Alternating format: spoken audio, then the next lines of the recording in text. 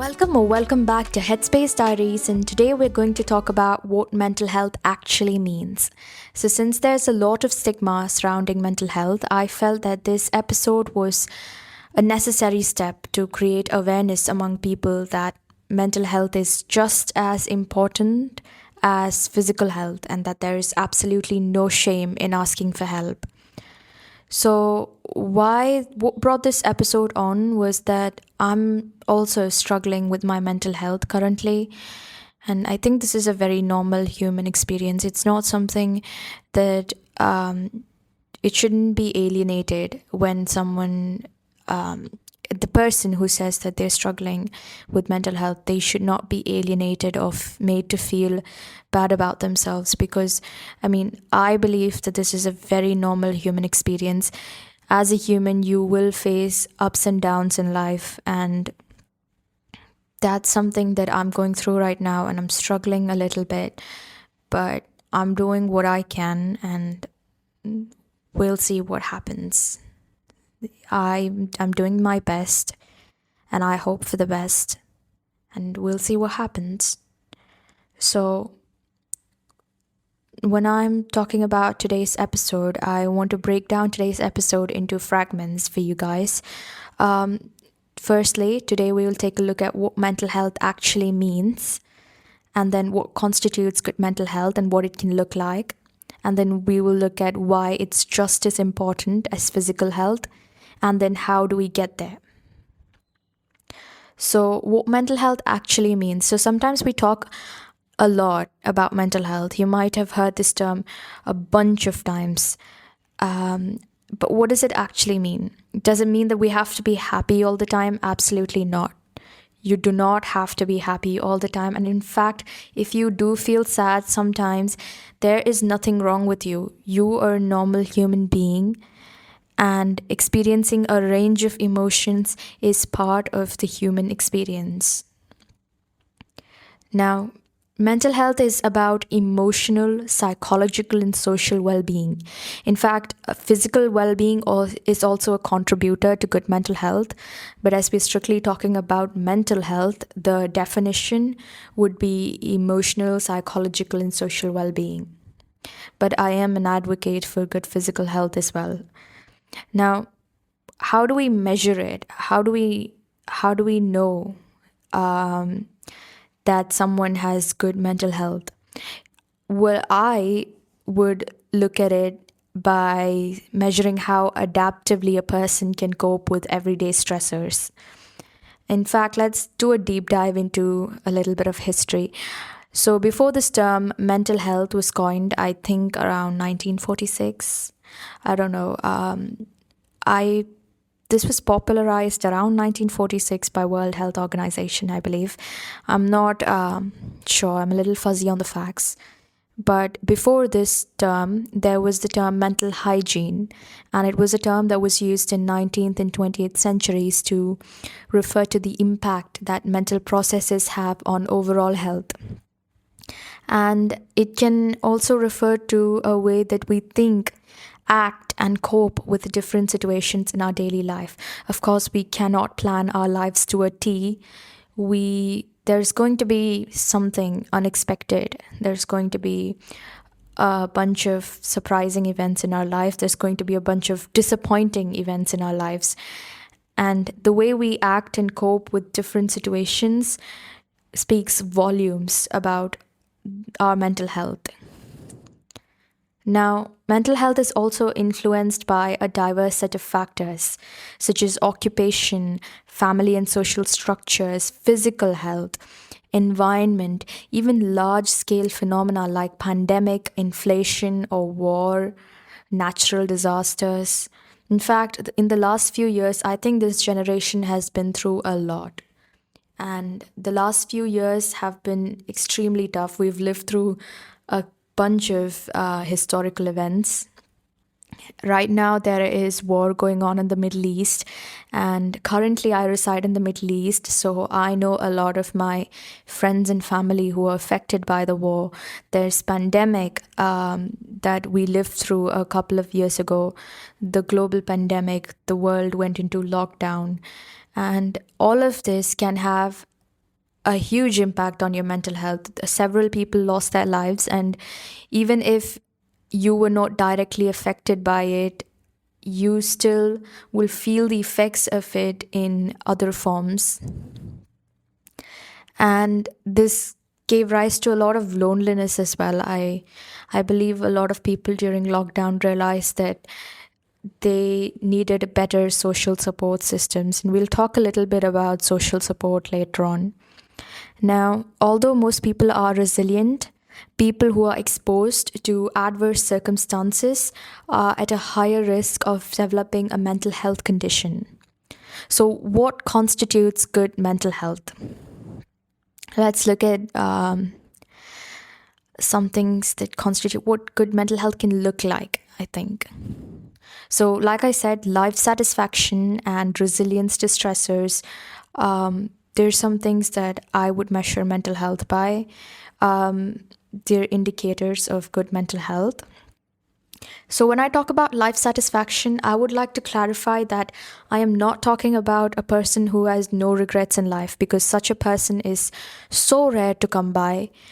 I'm talking about a person who has a feeling of hope in life, a positive or optimistic outlook on life, who believes that there's something good that can come out of life, or there's still something good that can happen to me. And I'm also talking about people who have a sense of achievement and pride in whatever they've achieved so far, sense of gratitude, or a sense of belonging, especially. Like I said, we'll talk about social support in a bit. And autonomy, the feeling of belonging to a group, and a sense of autonomy that I can do what I put my mind to do. And that is an empowering thought, honestly, and such positive self perceptions. These are all ways that you would measure life satisfaction, and life satisfaction can be a good indicator of mental health. Now, resilience is also, like resilience to stressors, is also a good indicator. And when I say resilience to stressors, I don't mean people who want to tough it out and face the problems head on without any help. In fact, I believe that the most resilient people are the people who can appraise whether they can handle the situation alone or not, and how they can handle the situation. So, if there is a negative event in their life, either they think of how they handle the situation alone, they give it their best shot, and if they can't, they ask for help. I think those are the most resilient people, who know when to seek out for help, who seek out for support. So, social support, yes. So, when I said that we'll talk a little bit about social support, I guess people don't realize how much humans are social creatures. In fact, a lot of people think of humans to be as solitary creatures. But that's not the outlook that I have on life. Of course, humans are individuals who are driven by their own goals, their own motivations. They have their own dreams. They chase their own dreams, and they have a way. They have an image of how they want their life to be. But largely, they are social creatures, and no matter how individualistic a person is, how solitary they believe they are, how they like to work alone, they like to do things alone, they're happy living alone, you still need support from your community. I think that is a part that is something that has been, like, people have been brainwashed to believe that humans are solitary and they'll be happy alone. But to be honest, that's not my view. They still need community. Community gives strength, community gives power. So, social support is important. When we're talking about, when we're talking about, facing adversity and having mental illnesses or mental ailments, or having just a period of bad mental health, you can realize that there's two ways of going about it. There's self regulation, which is what you can do to help yourself. That is creating good habits, sticking to your plan, going to a therapist, getting proper sleep and getting nutrition, exercising, all of that. And then there's co-regulation, which is the regulation that you get from other human beings or other living creatures, essentially. And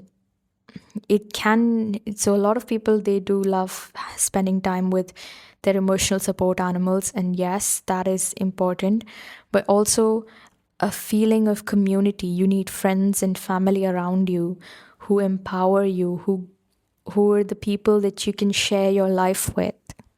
And that is important. Co-regulation is very much important, especially when you're going through a rough patch. So there's also another indicator that is flexibility, emotional flexibility. People who don't have rigid expectations of life, that if I don't achieve this, my life is worthless. So people who do not have that mentality, people who think that life is worth living no matter what happens, or who are adaptive, who experience a wide range of emotions, who are not just happy or just sad constantly, but experience a range of emotions. They go through a lot of emotions: sadness, happiness, anger, and who are emotionally flexible, who can show empathy to others. They are also people who have good mental health. So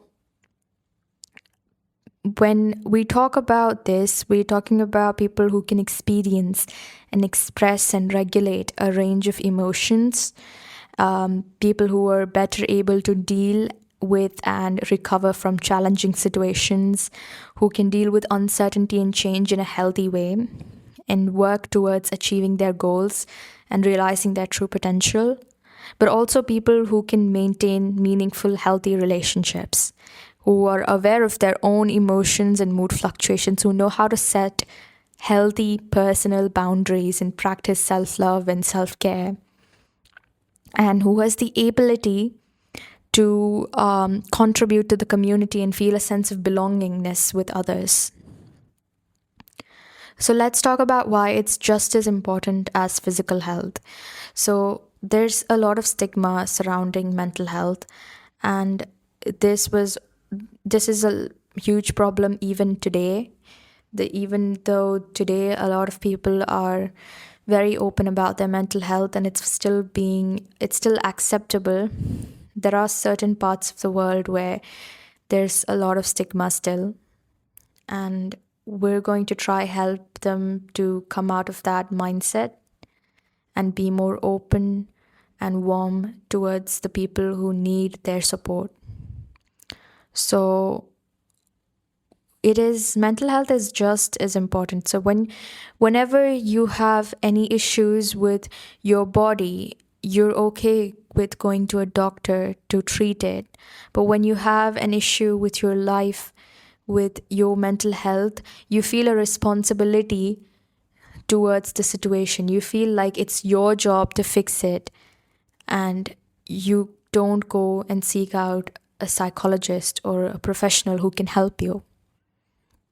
And I think that is a really, really bad decision to make. Because if you broke your arm, you wouldn't think that it's your responsibility to fix it. You would immediately go to a doctor. You would try to get the help you need, the meds you need. You'd get plaster. But when you experience a bout of depression, you think it's your fault. You have guilt. And that's what isolates people who are suffering from those who are not, from seeking help. So mental health, it's just as important And when mental health disorders are perceived as choices that can be controlled, instead of recognizing them as medical conditions that can be managed and treated, it further isolates those who are suffering and fosters an atmosphere of blame and shame. It affects your brain and cognitive functioning. It affects your overall health. That is, if you are sad, you're less motivated to work out. You lose your appetite. You're more at risk for chronic disorders. And there's been a positive link between the mind and body, and there is a mind body connection that people are still studying. So it does affect your overall physical health. And it decreases your quality of life if you don't pay attention to your mental health. It Because mental health helps you live life to the fullest. It increases your productivity and even impacts your self image, your self perception. So it is important to break the cycle. If you feel that you are in a surrounding where there is a lot of stigma, first thing you need to do is find help. Not let the stigma and shame drive you, because finding help for yourself is very important. And then spending time with friends and loved ones and speaking out against the stigma, because it is not your problem alone. A lot of people are facing it, and together we can overcome it. And with the help you need, you can get back to your life. So, many mental health conditions, they can be effectively treated at relatively low cost, yet health systems remain significantly under-resourced, and there are so many treatment gaps that are wide all over the world. So there are, in the underdeveloped countries, mental health is very costly, and even in the developed countries there is a wide gap for treatment of mental health illnesses. And it's under resourced, yes, because a lot of people they still don't ascribe to the fact that, or they still don't believe, they're still against asking for help. And this is the start of a disaster, to be honest. So how do we get there? What are the steps to good mental health? Well, they can be relatively simple. So it can be as simple as creating a new morning routine. It can be movement. Movement is great for mental health, and this is, I'm saying from experience, movement can be a game changer when it comes to your mental health. And practicing gratitude, and it helps you feel more grounded, to be honest. So practicing gratitude is also a great way you can improve your mental health. Setting realistic goals. You don't set yourself up for failure, you set realistic goals. You change your mindset.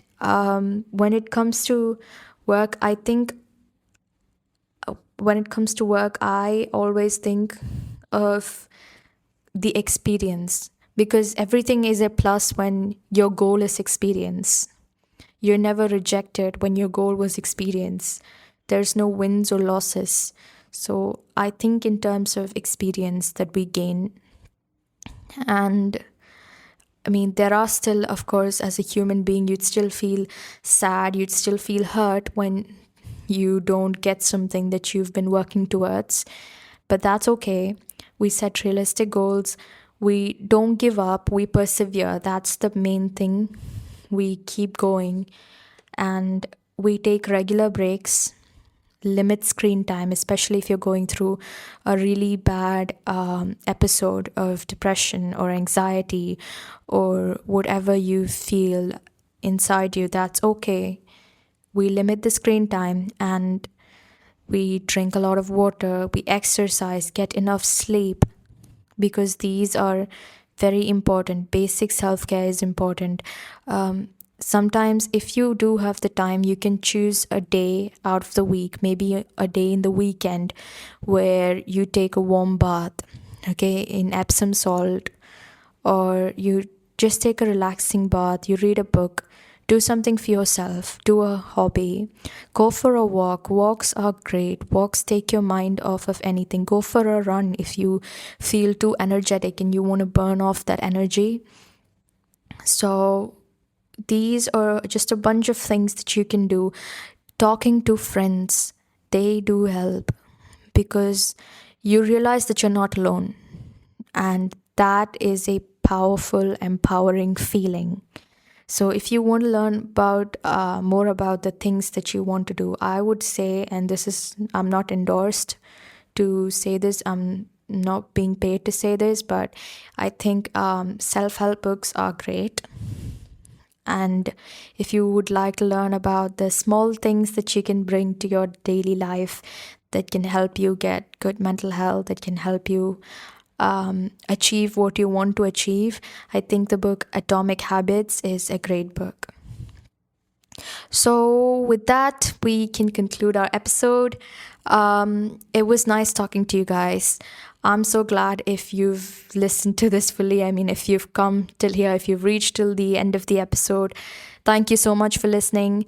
And we'll see you in the next episode, hopefully soon. So, thank you so much. And if you like this episode, please like it, share it, share your experience with us, share what you've done, a simple habit that you've brought into your life that has changed your mental health, that has improved it dramatically. Share it in the comment section or give us a follow, share this with your loved ones who are struggling or who needs to listen to this. And that is it for today. Thank you so much for listening. Have a good day.